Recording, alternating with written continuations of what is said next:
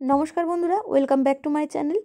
ডিম দিয়ে তো কেকের রেসিপি খেলেন, এবার হচ্ছে ডিম ছাড়া একটা ফ্রুট কেক আপনাদের সাথে শেয়ার করা যাক। তার জন্য আমি কিছু আলমন্ড, কাজু, টুটি ফুটি, কিশমিশ, চেরি, মোরব্বা, খেজুর, মগজদানা এইরকম ড্রাই ফ্রুটসগুলো নিয়ে নিয়েছি। আপনাদের কাছে যদি আখরোট, তারপরে কিউই, পেস্তা এইসব থাকে, যেটাই থাকুক না কেন সেগুলো ড্রাই ফ্রুটস নিয়ে নেবেন। আর আমি এখানে ছোট ছোট যে জুসগুলো পাওয়া যায়, মিক্স ফ্রুট জুস হতে পারে বা ম্যাঙ্গো যে ফ্রুটিগুলো পাওয়া যায়, সেই ফ্রুটিগুলো নিয়ে নিতে পারেন। এখানে আমি 1 কাপ মতন আমি ড্রাই ফ্রুট নিয়েছি, আর একটা আমি এরকম জুসের প্যাকেট নিয়েছি, 10 টাকার যে জুসের প্যাকেটগুলো হয় সেগুলো। এবার কড়াইয়ের আঁচ কম করে প্রত্যেকটা আইটেম আমি এর মধ্যে দিয়ে দিব। এটাতে অবশ্যই খেজুরটা দিবেন, ফলে কালারটা ডিপ আসে আর কেকের কালারটা খুব সুন্দর হয়। এই ফ্রুট কেকটা যেহেতু নিরামিষ, যারা হচ্ছে ডিম খান না তাদের জন্য এটা বেস্ট রেসিপি বলা চলে। তো এইভাবে আপনারা মিক্স ফ্রুটগুলোকে কম আঁচে ধীরে ধীরে এইভাবে জুসটাকে শুকিয়ে নিয়ে এরকম রসালো রসালো করে নামিয়ে দিতে হবে। খুব একটা শুকানোর প্রয়োজন নাই, এরকম রসালো রসালো করে নামিয়ে রেখে দিতে হবে। এখানে আপনারা যদি আমসত্ত্ব থাকে সেখানে আমসত্ত্বটাও অ্যাড করতে পারেন। তারপরে এখানে আমি 1/2 কাপ গুড় নিয়েছি, আর দিব 2 চামচ জল দিয়ে এই গুড়টাকে আমি গলিয়ে নিব। এক্ষেত্রে আপনারা যদি গুড় না থাকে তবে আপনারা চিনিও 1/2 কাপ নিয়ে নিতে পারেন। চিনিটাকে এরকম কম আঁচে রেখে গলিয়ে নিয়ে এরকম লাল কালার করে সেটাও ব্যবহার করতে পারেন। এদিকে হিমুল দস্তাতে আমাদেরকে 1 টুকরো দারচিনি আর 2টো লবঙ্গ গুঁড়া করে নিতে হবে। সেই পাউডারটা আমরা এই কেকটার মধ্যে ব্যবহার করব। এবার আমি নিয়ে নিলাম একটা বাটির মধ্যে 1/2 কাপ দই, 1/4 কাপ তেল, এটা সাদা রাইস ব্র্যান্ড অয়েল আছে। 1/2 কাপ আমি দই নিয়েছি, 1/4 কাপ নিয়েছি তেল, আর 1/2 টিস্পুনের মতন নিয়েছি ভিনিগার। আর যে গুড়টা আমার ছিল 1/2 কাপ, সেই 1/2 কাপ গুড়টা এর মধ্যে আমি দিয়ে দিব।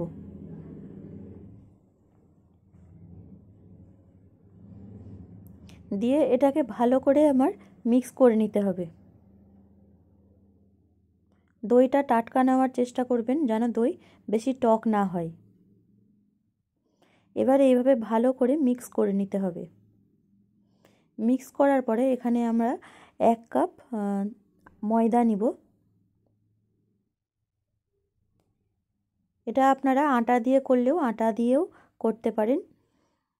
আমি এক্ষেত্রে ময়দা নিয়েছি, যেহেতু ক্রিসমাস কেকটা ময়দা দিয়েই হয়, সেই কারণে আমি ময়দা নিয়েছি। এরপরে আপনাদেরকে আমি আটা দিয়েও করে দেখাবো যে আটা দিয়েও কত সুন্দর হয়।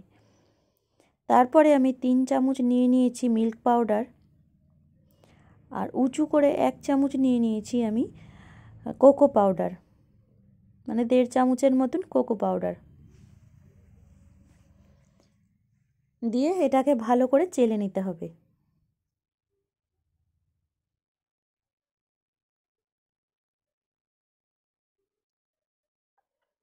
এবার আস্তে আস্তে এটাকে ভালো করে মিক্স করে নিতে হবে। খুব তাড়াহুড়া করবেন না, এটাকে ধীরে ধীরে এইভাবে মিক্স করে নেবেন। ভিডিওটা স্পিডে আছে তাই মনে হচ্ছে আমি অনেক স্পিডে করেছি, কিন্তু এটা কিন্তু ধীরে ধীরে আমি এটাকে মিক্স করে নিয়েছি। এরপরে যেটা আমি এই ফ্রুটটা মিক্স করে রেখেছিলাম, সেই ফ্রুটটা ড্রাই ফ্রুটগুলো আমি আধাটা দিয়ে দিলাম, 1/2 কাপের মতন অ্যাড করে দিলাম। আর যে দারচিনি আর লবঙ্গর পাউডারটা করে রেখেছিলাম, সেই পাউডারটাও এর মধ্যে দিয়ে দিতে হবে। বাকি যে টুটি ফুটির মিক্সটা থাকলো সেটা দিয়ে আমি আরেকটা কেক বানাবো, তো সেটাতে আমি ব্যবহার করব, তাই আমি ওটা রেখে দিলাম। এবার 1 চামচ বেকিং পাউডার আর 1/2 চামচ বেকিং সোডা আর 1 চামচের মতন ভিনিগার এর মধ্যে এরকম দিয়ে এটাকে ভালো করে মিক্স করে নিতে হবে। আর ওটিজিতে করলে 10 মিনিটের মতন এটাকে প্রিহিট হতে রেখে দিতে হবে। আর কড়াই বা প্রেসারে করলে সেটাকে কম আঁচে 10 মিনিটের মতন গরম হতে দিতে হবে।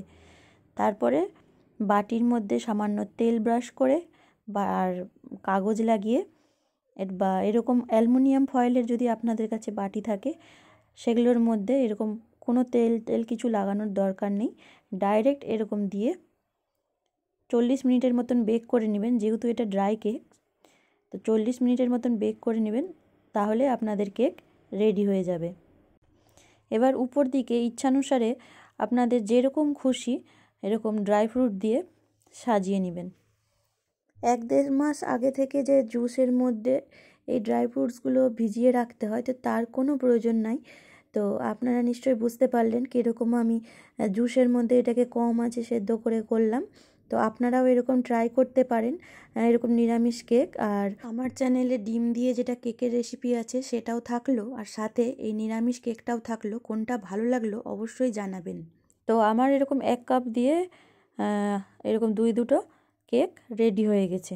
আর এটা হচ্ছে আমার যে 1 কাপ মাপে আমি পুরোটাই এক জায়গাতেই এরকম বড় করে একটাই কেক বানিয়েছি। তো এটা পুরোটা 1 কাপ অনুযায়ী বাটিতে করে করেছিলাম। তো গোল দেখে এটার ওজন হয়েছে 1/2 কিলো। আর যেটা আমি অ্যালুমিনিয়াম ফয়েলে করেছি সেগুলো হয়েছে 250 করে। তো ভিডিওটা ভালো লাগলে অবশ্যই লাইক করবেন, আর চ্যানেলে নতুন থাকলে অবশ্যই চ্যানেলটা সাবস্ক্রাইব করে দিবেন এরকম নিত্য নতুন ভিডিও পেতে হলে। তো আশা করব ভিডিওগুলো আপনাদের ভালো লাগছে। অবশ্যই জানাবেন কমেন্ট বক্সে। আবার দেখা হবে নতুন কোনো ভিডিওর সঙ্গে।